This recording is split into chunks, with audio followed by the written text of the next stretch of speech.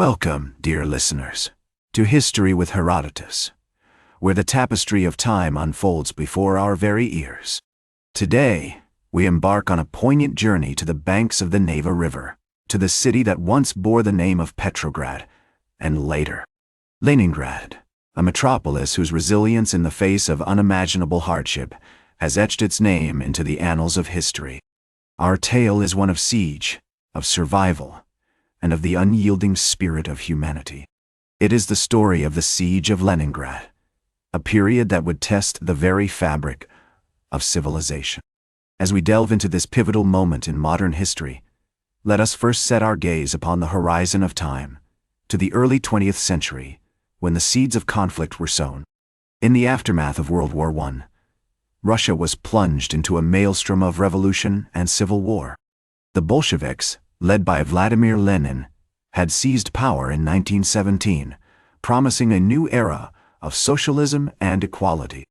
However, their rule was marked by brutal repression, and the country teetered on the brink of collapse. In the midst of this turmoil, Leningrad emerged as a beacon of culture and learning. The city, formerly known as St. Petersburg, had been the capital of Imperial Russia, and its grandeur and beauty still lingered in the air.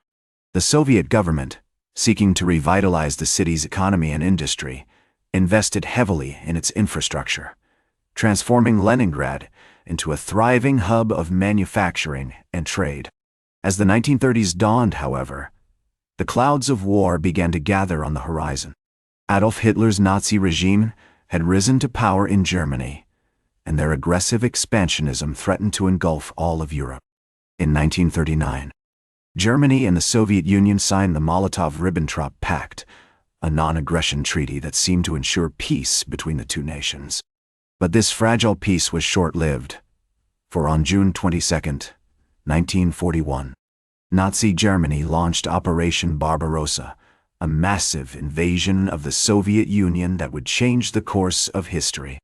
The German army, led by Generals Wilhelm Ritter von Lieb and Georg von Queckler, advanced rapidly through the Soviet territories, leaving destruction and chaos in their wake.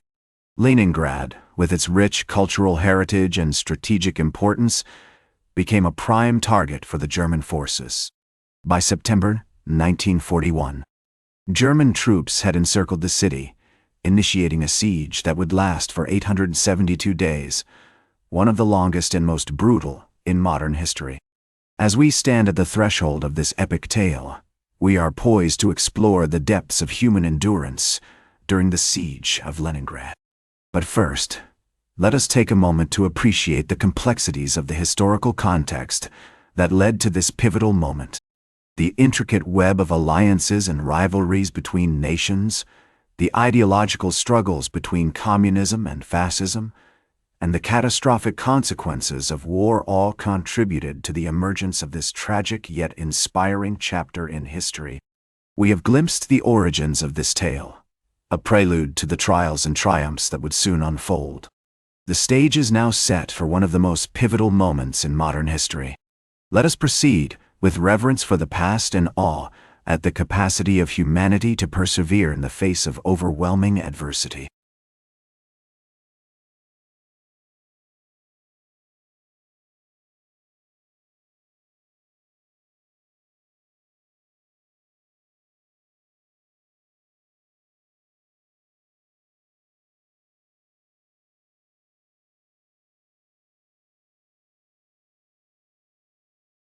Welcome back to History with Herodotus, as we continue our journey through the epic tale of the Siege of Leningrad.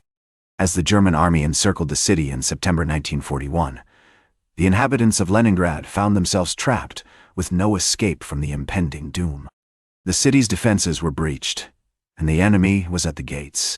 Yet, even in the face of such overwhelming adversity, the people of Leningrad refused to yield. They banded together, forming a united front against the invaders, and prepared to endure the unimaginable hardships that lay ahead. One of the most remarkable aspects of the siege of Leningrad is the heroic role played by the city's women. With many men away fighting on the front lines, it was the women who took up the mantle of responsibility, working tirelessly in the factories, hospitals, and defense organizations. They toiled day and night, often in treacherous conditions, to keep the city's infrastructure intact and its people alive. As the Russian poet Olga Bergholz so eloquently put it, the women of Leningrad were the very embodiment of the city's unyielding spirit, their hearts ablaze with a fierce determination to survive, to resist, and to triumph over the forces of oppression. As the siege dragged on, the people of Leningrad faced unimaginable challenges. Food was scarce, and many were forced to subsist on meager rations, often little more than bread and water.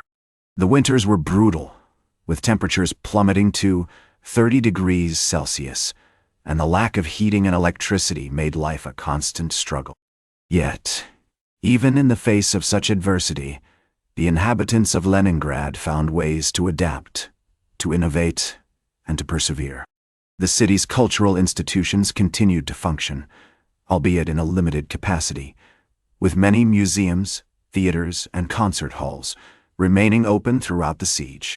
The famous Leningrad Symphony Orchestra, conducted by Karl Eliasberg, performed Shostakovich's Seventh Symphony, also known as the Leningrad Symphony, in August 1942, in a powerful gesture of defiance against the Nazi occupation. This iconic performance, which took place in the midst of the siege, has become an enduring symbol of the city's resilience and its unwavering commitment to the arts. As we explore this pivotal moment in history, we are struck by the sheer scale of human suffering that occurred during the siege of Leningrad. Over 1.5 million people lost their lives, many due to starvation, exposure, or disease. The city itself was reduced to a mere shadow of its former self, with entire neighborhoods laid waste and countless buildings destroyed. And yet, even in the midst of such devastation, there were moments of extraordinary courage, of selflessness, and of sacrifice. As we reflect on this period, we are reminded of the words of the Russian writer Alexandra Solzhenitsyn, who wrote, "The siege of Leningrad was not just a military campaign, but a test of the human spirit, a trial by fire that revealed the very best and worst of humanity." It is this complex tapestry of human experience, with all its contradictions and paradoxes, that makes the siege of Leningrad such a compelling and thought-provoking topic. We have explored the origins of the siege and delved into the heart of the city's struggle for survival. Let us proceed, with reverence for the past and awe at the capacity of humanity to persevere in the face of overwhelming adversity, as we explore the decline and aftermath of the siege of Leningrad.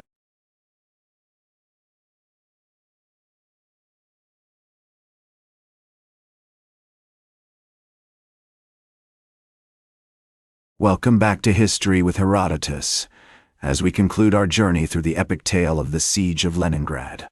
As the Soviet Union began to push the German army back in 1944, the siege was finally lifted on January 27, 1944, after 872 days of relentless bombardment and starvation.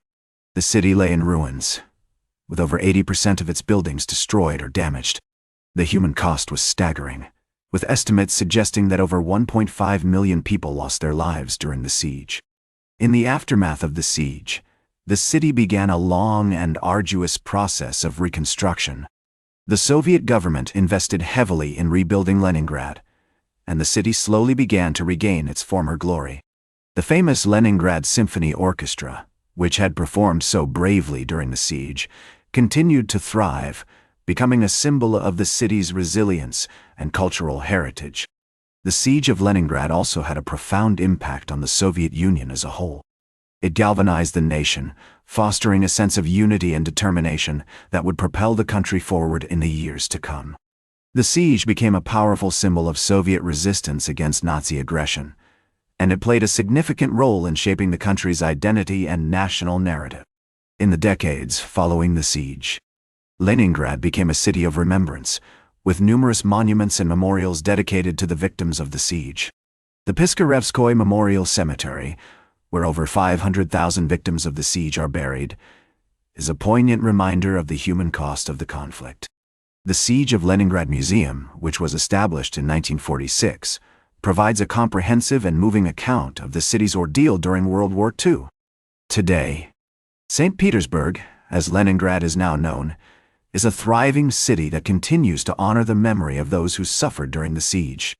The city's historic center, with its stunning architecture and beautiful canals, is a testament to the city's rich cultural heritage. Visitors from around the world come to pay their respects at the various memorials and museums, and to experience the city's vibrant cultural scene. As we reflect on the Siege of Leningrad, we are reminded of the words of the Russian writer Vasily Grossman, who wrote, "The Siege of Leningrad was a tragedy that will be etched in the memory of humanity forever.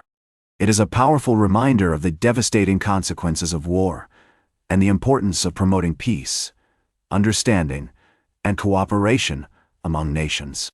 In conclusion, the Siege of Leningrad was a pivotal moment in modern history, one that had far-reaching consequences for the city, the Soviet Union, and the world.